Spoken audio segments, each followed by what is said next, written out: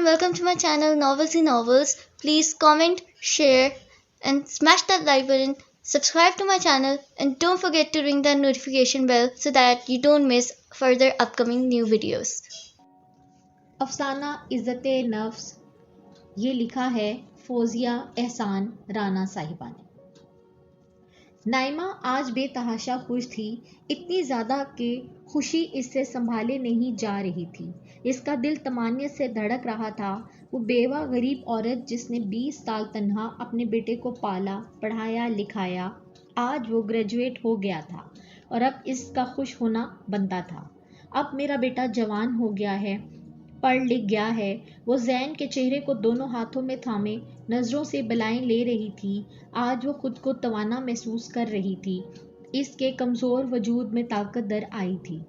बहुत लंबा सफ़र किया है मैंने बेटा तुझे जवान करने में, नाइमा ज़ैन को देखते कह रही थी।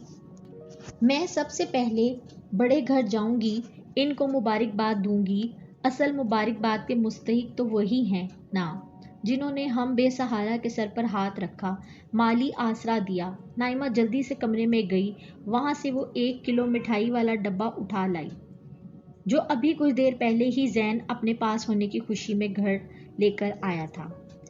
बड़ी बीबी से तेरी नौकरी की बात भी करूँगी कि वो छोटी बीबी से कहे कि जिस फर्म में वो खुद काम करती है वहाँ तेरी भी नौकरी लगवा दे। बड़ी अफसर है वहाँ मैविश बीबी, नाइमा राजदारी से ज़ैन के कान के पास झुकी कह रही थी, जबकि ज़ैन ने कोई जवाब नहीं दिया, हत्ता कि एक हौसला दिलाती मुस्कुराहट भी नहीं। नाइमा कुछ देर ज़ैन की तरफ देखती रही कि शायद वो खुशी का इजहार करे, मगर ज़ैन एक जामिद चुप लबों पर चिपकाए साकित नज़रों से माँ को देखता रहा। नाइमा नाफहमी से इसके तेवर देखती दरवाजे की तरफ बढ़ गई। इसको ज़ैन के रवैये की समझ नहीं आई कि वो यकलख नौकरी का सुनकर खामोश क्यों हो गया था। इसे तो खुदा का शुक्र अदा करना चाहिए था। नाइमा जिस वक्त बड़े घर पहुंची असर का वक्त था, परिंदे चहचहा रहे थे। नाइमा सुर्ख ईंटों की रविश पर बहुत उजलत में चल रही थी। इसको बखूबी इल्म था कि इस वक्त बड़ी बीबी कहाँ होंगी। जामुन के पेड़ पर बैठी सुनहरी परों वाली चिड़िया अपनी जगह से फुदकते हुए चहचहा रही थी। सामने ही सफ़ेद कवर बिछे तख्त पर बड़ी बीबी बैठी थीं। सफ़ेद दुपट्टे में इनका पुरनूर चेहरा चमक रहा था। नाइमा के कदमों की रफ्तार धीमी पड़ गई क्योंकि बड़ी बीबी नमाज की हालत में थी। नाइमा खामोशी से तख्त के एक कोने में टिक गई और बेचैनी से बड़ी बीबी के फारिग होने का इंतज़ार करने लगी। बड़ी बीबी सलाम फेरने के बाद नाइमा को देख रही थी। नाइमा ने सलाम किया तो बड़ी बीबी ने सर की हल्की सी जुम्बिश से जवाब दिया और फिर दुआ मांगने में मशगूल हो गई। नाइमा इस तरह भी अंदाज में पहलू बदल कर रह गई। वो अच्छी तरह से जानती थी कि बड़ी बीबी तवील दुआ मांगने की आदी हैं और नाइमा आज बेसब्री हो रही थी। काफ़ी देर गुजरी, बड़ी बीबी अब फारिग थी। बड़ी बीबी आप खुदा से क्या मांगती रहती हैं? नाइमा ये सवाल पहले भी कई बार पूछ चुकी थी। खुदा का शुक्र अदा करती हूँ बेटा, इतनी नेमतें और आसाइशें इस पाक ज़ात ने हमें दे रखी हैं तो शुक्र का कलमा पढ़ना तो हम पर वाजिब है ना। कदरे तवक्कुफ के बाद बोली, और बेटा खुदा से भरम कायम रहने की दुआ मांगती हूँ। भरम? किस चीज़ का भरम? नाइमा ने पूछा। सफ़ेद पोशी का भरम, इज़्ज़त नफ्स का भरम, मेरी ज़ुबान पर जो खुदा की मखलूक एतबार करती है ना, उस एतबार के कायम रहने का भरम। बड़ी बीबी धीमे अंदाज में बोली थी। नाइमा ने तासुफ से इन्हें देखा और बेढंगेपन से हंस दी। बड़ी बीबी ने नाइमा को हैरत से देखा। आप लोग तो इतने अमीर हैं, फिर सफ़ेद पोशी का भरम रखने की दुआ क्यों? वो फिर मुंह पर हाथ रखकर हंस पड़ी। बड़ी बीबी ने नाइमा की इस अहमकाना हरकत को देखा। कौन कितना पैसे वाला होता है, ये सिर्फ खुदा का रखा हुआ भरम ही होता है और इसी भरम के ताहयात कायम रहने की दुआ करनी चाहिए। दुआएं तो तकदीर को भी पलट दिया करती हैं बेटा। नाइमा इनकी बात सुनी अनसुनी करके मिठाई का डब्बा इनकी तरफ बढ़ाते हुए बोली, ज़ैन पास हो गया है बड़ी बीबी, मैंने बहुत मेहनत की अपने बेटे को पालने में, आप तो जानती हैं ना। نائمہ آبدیدہ ہو گئی تھی۔ بہت مبارک ہو نائمہ، خدا زین کو زندگی دے اور محنت سے کمانے کی توفیق عطا فرمائے۔ جب تک ہاتھ پیر سلامت ہوں، مانگ کر نہیں بلکہ محنت سے کما کر باعزت طریقے سے زندگی گزارنی چاہیے۔ اپنا وعدہ یاد ہے نا؟ نائمہ سرگوشی کے انداز میں بولی۔ ہاں بالکل، ابھی ان کی بات منہ میں ہی تھی کہ مہوش آ گئی۔ لو مہوش بیٹی بھی آ گئی۔ بڑی بی بی کی آنکھوں میں چمک مہوش کو دیکھ کر بڑھ گئی تھی۔ سر پر اچھی طرح دوپٹہ اوڑھے مہوش اپنی دادی سے گلے ملی۔ بڑی بی بی نے مہوش کی پیشانی پر محبت سے بوسہ دیا۔ مجھے اپنا وعدہ یاد ہے نائمہ، مہوش اپنی فرم میں زین کی نوکری لگوا دے گی، بے فکر رہو۔ بڑی بی بی نے نائمہ کو تسلی دی تھی۔ نائمہ کی امید کبھی بھی اس گھر میں توڑی نہیں گئی تھی، اور اب تو دن بدلنے والے تھے۔ ان کا بیٹا گریجویٹ ہو گیا تھا اور بڑی بی بی خود دلی طور پر چاہتی تھیں کہ وہ برسرِ روزگار ہو کر اپنی ماں کا سر فخر سے بلند کرے اور محنت کی عظمت کو سمجھتے ہوئے لگن اور دل جمی سے معاشرے کا ایک ذمہ دار فرد بن سکے۔ مہوش نے نائمہ کو کل زین کو آفس بھیجنے کا کہا تھا تاکہ اس کی ملازمت لگوائی جا سکے۔ نائمہ خوش خوش گھر لوٹی تھی۔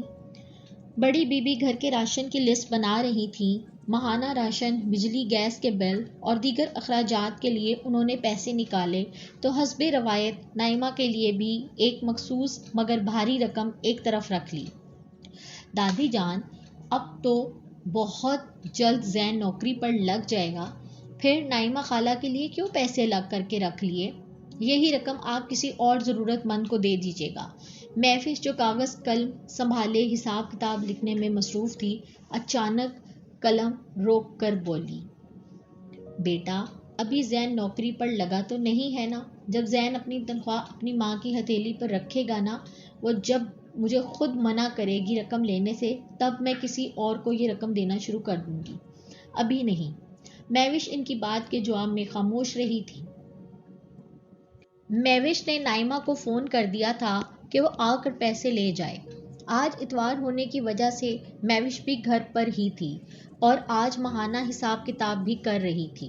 وہ دونوں دادی پوتی ہر ماہ اپنی ماہانہ انکم کا حساب لگاتی تھیں، اپنی ضرورت کے لیے رقم علیحدہ کر کے باقی غریبوں مسکینوں میں بانٹ دیتی تھیں۔ نائمہ آج سے 21 برس پہلے اسی محلے میں بیاہ کر آئی تھی، مگر قدرت کی ستم ظریفی کے سال بعد ہی اس کا شوہر فوت ہو گیا۔ ایسے وقت میں بڑی بی بی نے اس کا خیال کیا تھا۔ بڑی بی بی اس محلے کی ایک معتبر پروفیسر تھیں جو ایک مقامی کالج میں پڑھاتی تھیں۔ اپنی یتیم پوتی مہوش کے ساتھ بڑے گھر میں رہتی تھیں، مگر بڑی بی بی بڑے گھر ہی نہیں بڑے دل کی مالک بھی تھیں۔ نائمہ کی سر پر سب سے پہلے آگے بڑھ کر ہاتھ رکھنے والی بڑی بی بی تھیں۔ پھر ان کی تقلید میں بہت سے گھرانے بڑی بی بی کے کہنے پر نائمہ کے غم گسار بن گئے۔ یوں ایک مخصوص رقم نائمہ کے ہاتھ آنے لگی اور زین پروان چڑھنے لگا۔ صدقہ خیرات اور زکوٰۃ کے پیسے ان دونوں ماں بیٹے کی ضرورتوں سے کہیں زیادہ تھے۔ وہ مانگ مانگ کر کھانے کے عادی ہوتے چلے گئے۔ گھر میں ٹی وی، فریج اور ضروریات زندگی کا سامان اکٹھا ہوتا چلا گیا۔ عزت نفس مجروح ہونے کی بجائے مر گئی۔ خوددار لوگ محنت کر کے کھاتے ہیں، ہاتھ پھیلانا پسند نہیں کرتے۔ نائمہ چاہتی تو محنت کر سکتی تھی، لوگوں کے گھروں میں کام کر سکتی تھی، محنت مزدوری کر کے اپنی عزت نفس کو پامال ہونے سے بچا سکتی تھی، مگر جن دلوں پر بے حسی کی مہریں لگ جائیں وہ انسانوں کا تو کیا خدا کا بھی شکر ادا نہیں کرتے۔ جب نائمہ کے اپنے اندر خودداری نہیں تھی تو وہ اپنے بیٹے کے سر اٹھا کر فخر سے جینے کا درس کیسے دے سکتی تھی؟ مانگے کے نوالے کھانا زین کی فطرت میں بھی شامل ہو گیا تھا۔ وقت گزرتا چلا گیا، بچے جوان ہو گئے، بڑی بی بی ریٹائرڈ ہو گئیں۔ مہوش نے تعلیم مکمل کر کے ایک مقامی فرم میں نوکری کر لی۔ اس کی تربیت بڑی بی بی کے زیر سایہ ہوئی تھی۔ مہوش ذہین اور محنتی لڑکی تھی۔ بہت جلد اس نے اپنی قابلیت، محنت اور لگن سے فرم میں MD کی پوسٹ حاصل کر لی۔ مہوش بہت حساس اور درد دل رکھنے والی لڑکی تھی۔ بڑی بی بی نے مہوش کو عزت سے جینا سکھایا تھا۔ ہر طرح کے حالات میں صبر و شکر اور مفاہمت اس کی گھٹی میں شامل تھی۔ زین آج مہوش کے آفس آیا تھا۔ مہوش نے فرم کا وزٹ زین کو کروایا اور پھر اسے اپنے آفس لے آئی۔ مہوش نے چائے منگوائی، ساتھ بسکٹ اور نمکو بھی۔ آج وہ بہت خوش تھی کہ نائمہ کا بیٹا کام کرے گا۔ اسے زین پسند بھی تھا، نہ جانے کب وہ اس کے دل میں چپکے سے آ بسا تھا۔ کتنی تنخواہ ہوگی میم؟ زین دانت سے بسکٹ کترتے ہوئے بولا۔ شروع میں 20,000 ہوگی، مگر تمہاری محنت کو دیکھتے ہوئے آہستہ آہستہ بڑھا دی جائے گی، مہوش چائے کے سپ لیتے ہوئے بولی۔ زین کا رنگ اڑ گیا، وہ اٹھ کھڑا ہوا۔ میری ماہانہ انکم 60,000 ہے، میں پاگل ہوں جو 60,000 چھوڑ کر 20 لیتا پھروں؟ زین کرختگی سے بولا۔ مہوش نے نہ سمجھنے والے انداز میں زین کو دیکھا۔ یہ زین کس انکم کی بات کر رہا ہے؟ بڑے بڑے گھروں سے ہمیں جو رقم ملتی ہے نا میم، وہ 60,000 ہے، وہ میری ماہانہ انکم ہے۔ جس دن میں نوکری پر لگ گیا میری وہ انکم بند ہو جائے گی۔